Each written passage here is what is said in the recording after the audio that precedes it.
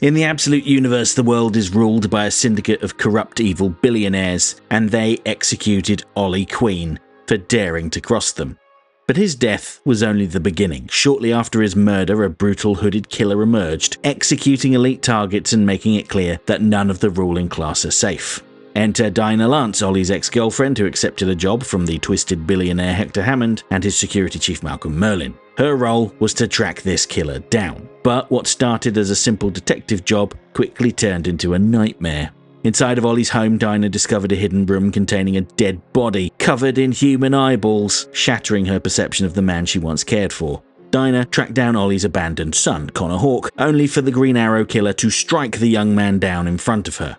Dinah had 3 suspects for the killer's identity: Mia Durden, a former engineer for Oliver Queen, Tom Halloway, who was once Ollie's bodyguard, and Roy Harper, his closest friend. One by one, Dinah's been crossing them off her list. When Dinah confronted Roy, he dropped a bombshell. He believes that Oliver isn't dead. He claims that Hammond and his cabal are using Miraclo, the chemical compound originally invented by the late Hourman, to reanimate the dead in a secret underground facility hidden beneath an airfield. Roy brought Dinah straight to Hammond's subterranean lab to prove it, but instead of clear answers, they walked into a biological horror show. Surrounded by horrifying test subjects, they came face to face with a towering, eyeball-covered Solomon Grundy.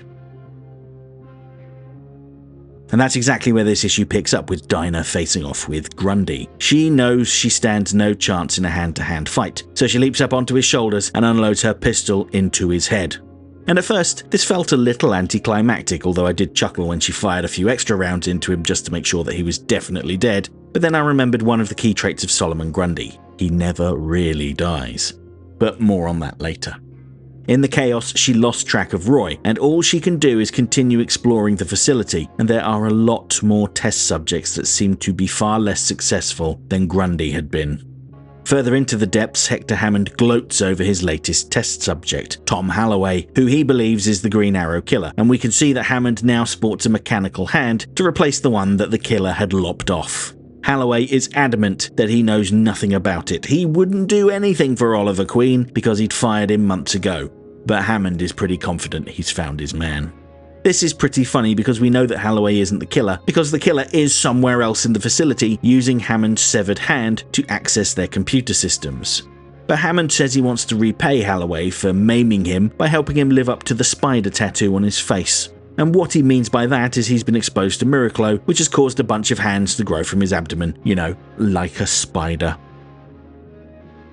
We're also introduced to one of the key scientists behind these experiments, Dr. Iker. In the mainline comics, he was a classic Hourman villain who eventually rehabilitated and joined his team, but here he's a disfigured, stereotypical evil scientist. Not that there's anything wrong with that, and he's likened to Dr. Moreau, with his island of animal and human hybrids. Hammond notes that Iker succeeds where other scientists in the field of longevity have failed because he focuses on cellular regeneration rather than rejuvenation.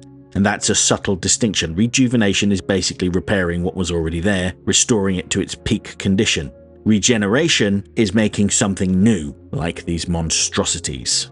Now, this is the point that Dinah walks in and lets her disgust be known. She thwacks Hammond across the back of the head and shoots Iker in the shin, immobilizing him, after he talks about how his work brings dead tissue back to life and how Oliver Queen was an ideal test subject. Oliver was 10 times the man Hammond is, Dinah claims, and that they have defiled his corpse and his reputation, but Hammond suggests that he knew Ollie better than she did. You'll recall how in the second issue the Green Arrow killer had murdered Edwin Zeitel, who seemed to be a random businessman, and there was no clear connection to the other billionaires.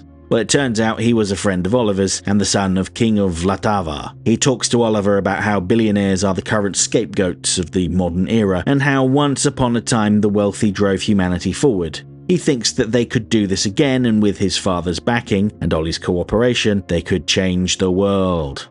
Ollie had originally been planning to run for Star City mayor, but Zeitel and his father had bigger plans, like the Oval Office. Now, if you read the mainline Green Arrow comics about 20 years ago or so, you'll probably recognize this as a nod towards the 1 year later storyline, where Ollie Queen became the mayor of Star City, but this is clearly more extreme, which is fitting for the Absolute Universe.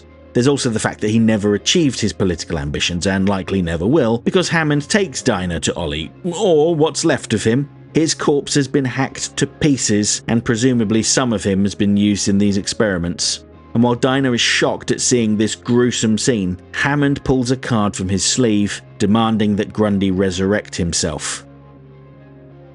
If you watched my last video about Absolute Green Arrow, you'll remember I said that Grundy comes back slightly different each time he comes back from the dead, and the same is true here, it's just a bit more literal.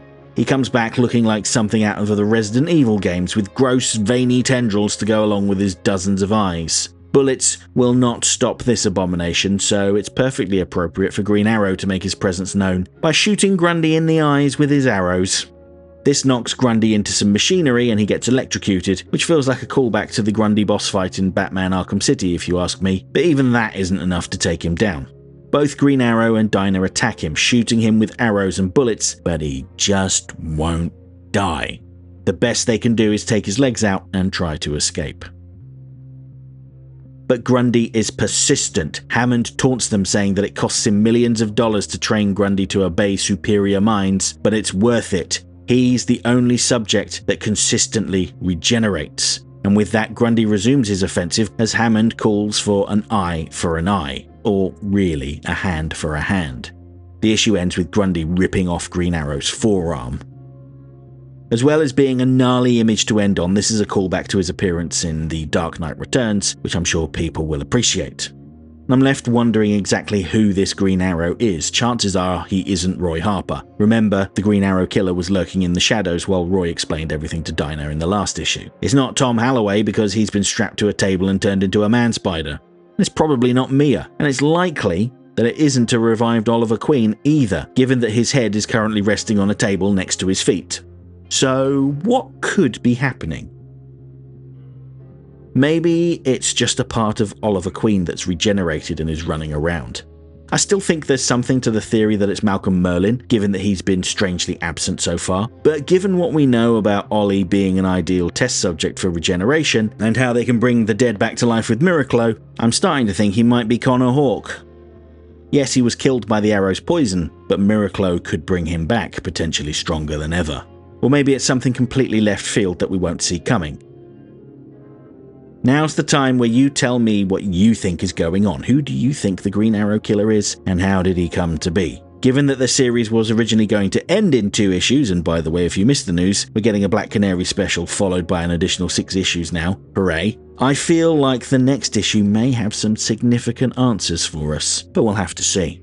Stick around though, because I'll have a new video dropping very soon talking about Absolute Flash 18, which features the surprising debut of 2 well-known Flash rogues. Special thanks as ever to my channel members, the Back Issue Brigade. They helped to make this video possible. If you want to see your name on screen in my future videos, get early access to some members-only videos, and vote on what I talk about next, then join the channel now. Thanks for watching everyone. See you in the next one.